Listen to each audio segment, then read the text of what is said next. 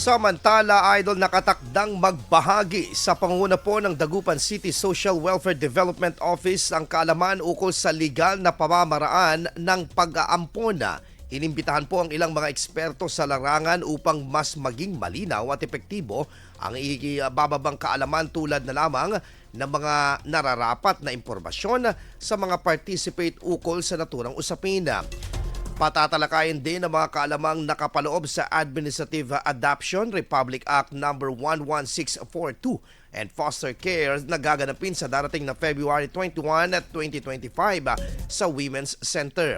20 slots lamang ang nakalaan para sa mga dadalo, kaya sino mang interesado rito ay maaari nang magparehistro. Layo nitong makapagtaguyod ng maayos at mabuting buhay para sa mga palalakihing mga anak. IFM News. IFM News.